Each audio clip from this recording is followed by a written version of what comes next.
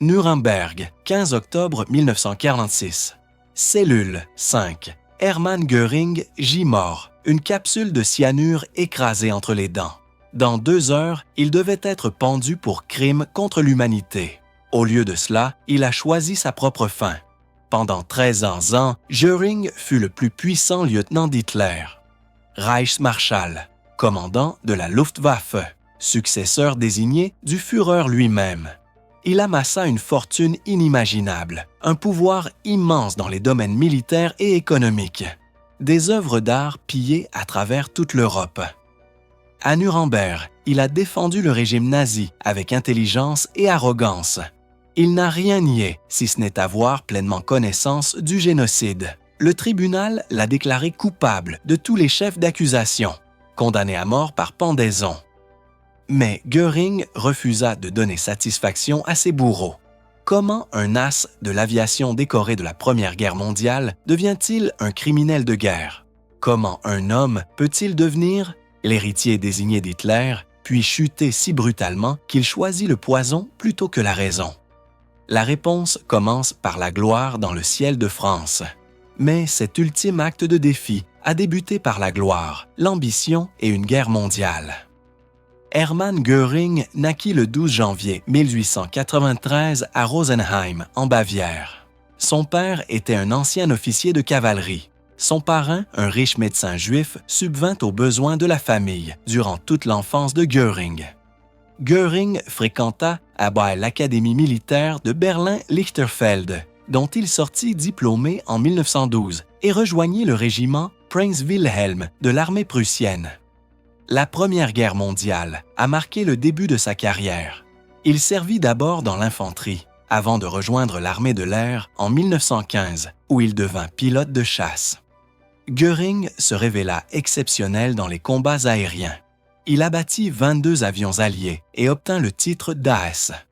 En 1918, il prit le commandement de la Jagdgeschwader 1, la légendaire escadrille de chasseurs précédemment dirigée par Manfred von Richthofen, le baron rouge en personne. L'Allemagne lui a décerné le pour le mérite, sa plus haute distinction militaire. Mais novembre 1918 apporta la défaite. L'Empire allemand s'effondra. La République de Weimar remplaça la monarchie que Göring avait servie avec distinction. Il s'indigna du traitement réservé aux officiers par le nouveau gouvernement et mena une vie sans repère, travaillant comme pilote de ligne au Danemark et en Suède. Mais la défaite de l'Allemagne laissa Göring amer, désorienté et en quête de sens. Fin 1922. Göring assista à un rassemblement du parti nazi à Munich. Il entendit Adolf Hitler s'exprimer et fut captivé par la rhétorique, la vision, la promesse de restaurer la grandeur allemande. Hitler reconnut immédiatement la valeur de Göring, un héros de guerre décoré qui conférait de la crédibilité à un mouvement marginal.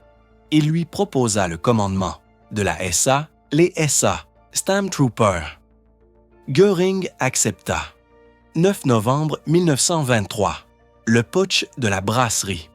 Göring a marché aux côtés d'Hitler lors d'une tentative de coup d'État contre le gouvernement bavarois. La police a ouvert le feu. Göring a été touché à l'aine et à la cuisse. Ses camarades nazis l'ont mis en sécurité de l'autre côté de la frontière autrichienne. Il s'enfuit en Suède, où vivait la famille de sa femme. Durant sa convalescence, les médecins traitèrent sa douleur avec de la morphine. Göring devint dépendant, une dépendance qui le tourmenterait toute sa vie. Le putsch manqué envoya Hitler en prison et Göring en exil. De 1925 à 1927, il a suivi un traitement dans des institutions suédoises, notamment dans un établissement psychiatrique. Mais l'exil ne pouvait durer éternellement.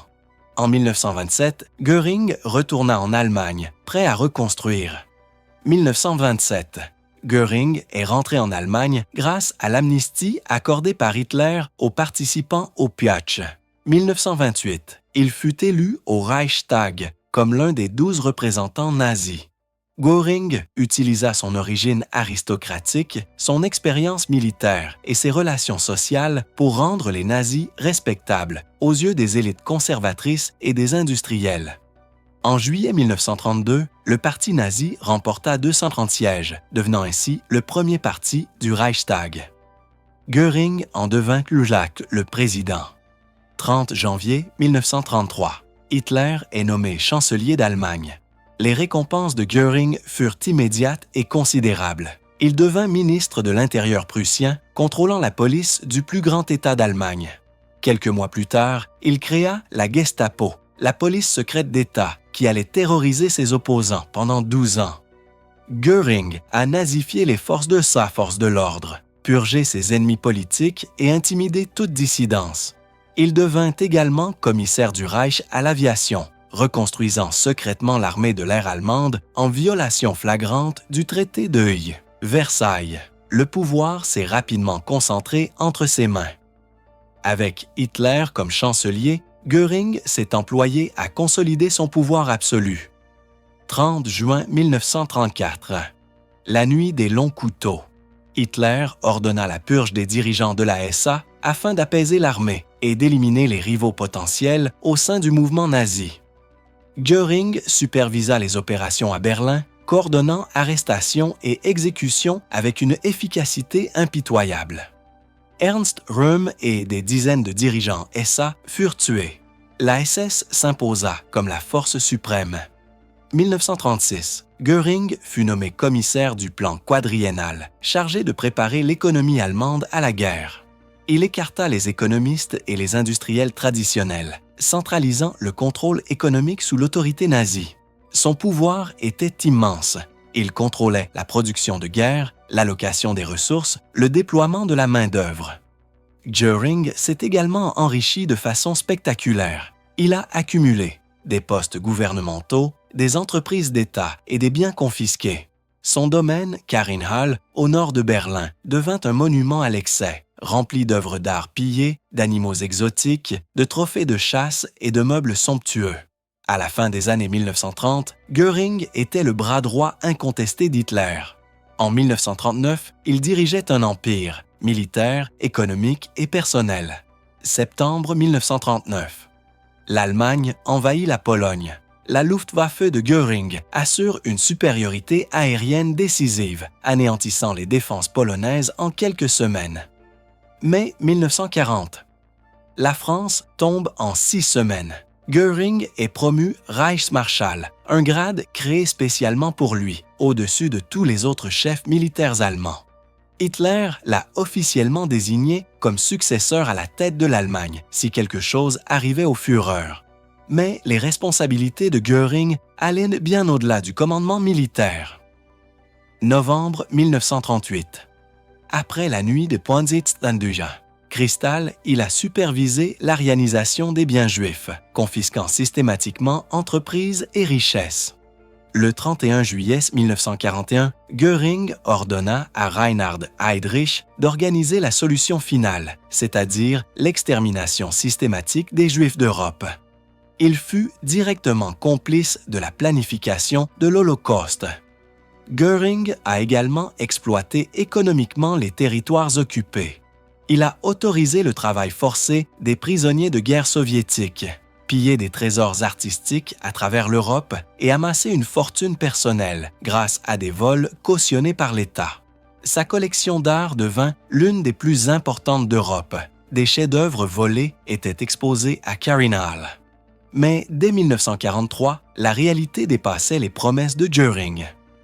Août-septembre 1940. La bataille d'Angleterre. Göring promit à Hitler que la Luftwaffe anéantirait la Royal Air Force en quelques semaines et forcerait la capitulation britannique. Il a échoué de façon catastrophique. La supériorité des chasseurs britanniques, de leur technologie radar et de leur défense stratégique s'est avérée évidente. L'Allemagne a renoncé à ses plans d'invasion. 1941. L'opération Barbarossa, l'invasion de l'Union soviétique. Les succès initiaux de la Luftwaffe ont cédé la place à une attrition brutale et à des lignes de ravitaillement surchargées. En 1943, les bombardements stratégiques alliés dévastèrent les villes allemandes. La Luftwaffe de Göring était incapable de protéger le Reich. Ses promesses d'avions à réaction révolutionnaire et d'armes miracles ne se concrétisèrent jamais à une échelle significative. La confiance d'Hitler en Göring s'est complètement érodée. Son influence diminua. Il se retira de plus en plus à Carinhal, s'adonnant à la morphine, aux produits de luxe et au déni, tandis que l'Allemagne brûlait.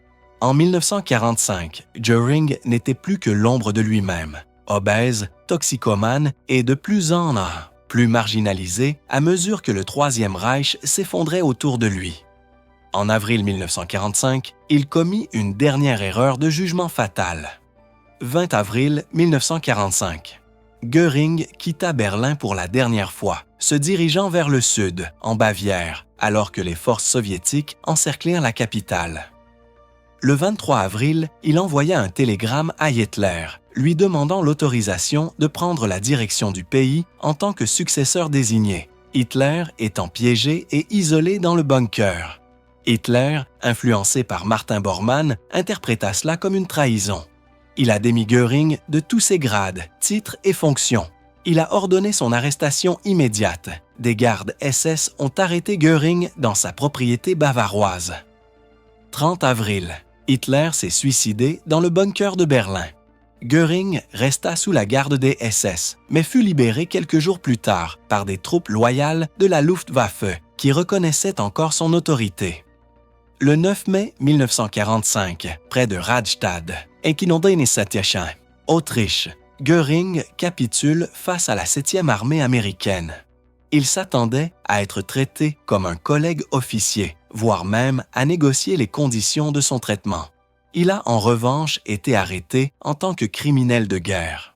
Le Reichsmarschall était désormais prisonnier. Göring devait maintenant comparaître devant le tribunal de Nuremberg. Novembre 1945, début des procès de Nuremberg. Göring était le plus haut gradé des accusés nazis. Il a été inculpé des 4 chefs d'accusation: complot en vue de mener une guerre d'agression, crime contre la paix, crime de guerre et crime contre l'humanité. Durant sa détention, il a été sevré de sa dépendance à la morphine, a perdu du poids et a retrouvé sa vivacité d'esprit. Lors de son procès, Göring défendit vigoureusement le régime nazi. Il s'opposa au procureur, nia avoir eu connaissance de l'ampleur du génocide, mais admit avoir eu connaissance des camps de concentration et des persécutions systématiques. 30 septembre 1946. Verdict: coupable sur tous les chefs d'accusation. Peine: mort par pendaison. Göring demanda à être fusillé, comme il sied à un soldat. Sa requête fut rejetée. 15 octobre 1946. Quelques heures avant son exécution prévue, Göring a écrasé une capsule de cyanure dissimulée dans un pot de pommade. Il est mort dans sa cellule à l'âge de 53 ans. L'ultime acte de défi: choisir sa propre mort plutôt que la justice des Alliés. Le Reichsmarschall a échappé à la potence, mais pas au jugement de l'histoire.